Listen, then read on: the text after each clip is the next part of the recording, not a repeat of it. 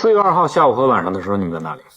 罗彤。错，已经过去好几天了，怎么可能张口就说出来呢？再问一遍，在哪里？那天是周六，应该在罗彤。因为是周末嘛，所以我就带着家里人一起玩一玩。几点到的罗彤？大概1点多。拜城罗彤กี่โมง？如果我们全家都说一样的话，就会显得非常可疑，尤其是牵扯到像时间这种有关数字的东西。我跟妈妈可以说的精确一点，但是你们两个不用。我不记得了，应该过中午了。我们去吃了奶油蛋糕，那时候饭店里已经没什么人了。说谎很容易被发现，但说真话就没有魄力。所以我们只要记住把那天发生的事情一五一十都说出来，不要试图去编造没有发生过的事。这一关终于过了，才刚刚开始。我是李维杰，是个连小学都没毕业的文盲，可谁又能想到，我仅靠模仿悬疑剧里的情节，就能将高智商的探案专家玩弄于股掌之间。我和妻子阿玉在泰国这片土地摸爬滚打多年，靠着一家小小的网络器材店谋生，日子说不上大富大贵，倒也过得安稳踏实。大女儿平平乖巧懂事，小女儿安安天真烂漫，一家人过得简单快乐，就是我这辈子最大的幸福。闲暇时候我就喜欢一头扎进悬疑电影里，那些光怪陆离的故事，扣人心弦的情节，总能让我暂时忘掉生活里的琐碎与烦恼。直到不久后一个闷热的夏夜，家里发生了一件彻底改变我一生的大事。当天平平要去参加学校组织的夏令营，而且是只有成绩优异的人才能参加。我一开始为女儿感到十分骄傲，可就在我打算签字的时候，却突然看到了同意书上费用的一栏，3天6000币。这对家里来说是一笔不小的开销。一时之间我犹豫了，阿玉也气愤地上了楼。但晚上我思来想去，还是把签好的家长同意书悄悄放在了平平的床头。然而我怎么也想不到，这场普通的活动会成为我们一家噩梦的开端。那天我去罗统的一家酒店出差，无意间瞥见房间里的拳赛宣传单，我想着好不容易出来一趟，不如过去看看，于是便去取款机取钱看了比赛。可就当我看完比赛给家里打电话时，对面却始终无人接听。我顿生一种不祥的预感，急忙连夜拦了辆破旧的出租车。推开家门的瞬间，平平和阿玉蜷缩在房间角落，凌乱的发丝下是2张毫无血色的脸，眼神空洞的让人心惊。从阿玉的口中我得知了事情的来龙去脉。原来平平在学校组织的夏令营中被督察长的儿子苏茶下药侮辱，事后还被拍下了视频。隔天这个恶魔就用视频作为要挟，让平平晚上在家里的仓库等待。我不会去。你不去？好，那我就只好把视频发出去了，到时候一定会有很多人等着。求你了，不要，不要，不要！如果你们不去，或者告诉其他人，会有很多人惊呆你的问题。晚上10点，不见不散。可到了晚上，这个畜生想要继续侮辱女儿时，阿玉听到了动静赶了过来。我不管你是谁的孩子，如果你再敢碰我的女儿，我就跟你拼！可苏茶却毫不在意阿玉的警告，只因他有一个警察局长的妈和政府议员的爹，所以在他眼里就没有搞不定的事。看着2个手无缚鸡之力的弱女子，他的眼中充满了不屑。那你带起他呀！看着母亲为了保护自己而面临危险，平平下意识地拿起了一旁的锄头。等他们回过神，苏茶已经没了呼吸。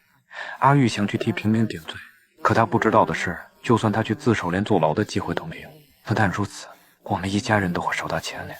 这晚我手里的烟抽了一根又一根。女儿是无辜的受害者，但在这弱肉强食的世道里，无权无势的我们想要冲破这个残局，唯有靠我们自己瞒天过海。于是一个疯狂的念头在心底破土而出。作为一个看过800多部悬疑电影的老影，蒙太奇的情节在我脑海中飞速闪现。记忆错位，不在场证明，最危险的地方就是最安全的地方。这些电影里最经典的桥段，此刻成了我唯一的救命稻草。4月3日清晨，我开始行动。首先是准备处理苏茶的车辆和手机，然而意外触发的警报声引起了桑坤的注意。ใช่เดียวจะรู้เปล่าดูเหมือนจะใช่นะไปซื้อรถมาตั้งแต่เมื่อไหร่不过因为距离较远，他只是隐约看到我的身影。我开着车来到一处偏僻的河边，谨慎地删除手机里女儿被侵犯的视频，仔细擦拭指纹，然后将手机扔上火车，又把跑车沉入河中。他就在跑车即将被河水吞没之际，一位牧羊人带着羊群刚好经过，我连忙躲在一旁的草丛后，好在牧羊人并未察觉异常，只有一只羊目睹了全过程。这一次我侥幸躲过一劫。哎呀，怎么样了？真怎么样？苏茶的车，爸爸你怎么了？苏茶是谁？我们就不认识苏茶。如果认识，也只有平平在夏令营见过他，只是见过。而且从今天开始，我们必须当做所有的事情没有发生过，否则警察一旦找上门来，一切都写在我们脸上。紧接着，我带着全家坐上前往罗腾的大巴，开始了精心编排的表演。我刻意与大巴乘客热情交谈，甚至在泰拳赛现场故意打翻剩饭的爆米花。在罗腾的旅店，我故意因为房费问题与前台争吵，让整个大厅的人都注意到我，只为留下大量人证。回家后，我还叮嘱妻子妥善保存所有消费票据。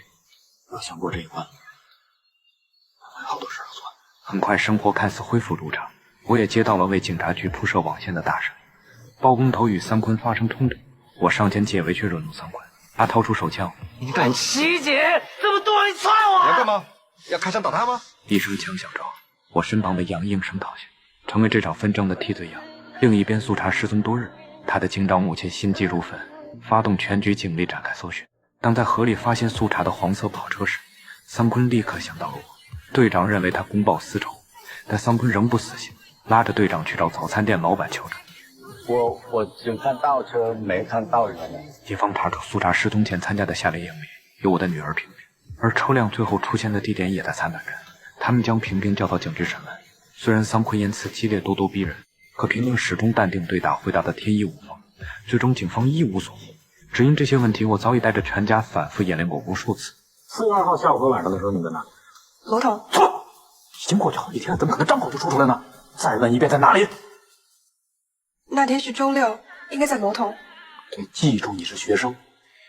相对于几号，你对周几的印象会更清楚一些。他们现在没有证据记住，所以拿我们没办法。但是他们会想方设法的从我们口里面逼出证据，可能比爸爸还凶啊！他们可能还会打爸爸。平平暂时躲过一劫，而这场与警方的博弈才刚刚开始。等待我们一家的，则是更加严峻的考验。每一个细节都可能成为决定生死的关键。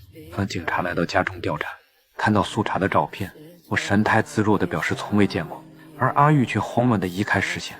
苏茶肯定来过你家。2号、3号我们根本不在家，我们全家去罗统了，4号晚上才回来。Yes， 天哪吧，李薇姐！我反应迅速，开始圆场，声称是女儿早就打过电话告知警察盘问的事情。我将2号、3号的行程娓娓道来，并坚称桑坤是呆子的陷害。很快，警察开始挨家挨户的盘问，我在一旁默不作声，悄悄监视着一切。结果，当我一抬头，就发现了站在我对面的拉运。他敏锐地捕捉到我的异常，立即下令将全家关进审讯室。无论警察如何威逼利诱，一家人的口供始终严丝合缝，因为我早就叮嘱。如果我们全家都说一样的话，就会显得非常可疑，尤其是前者都像时间这种有关数字的人。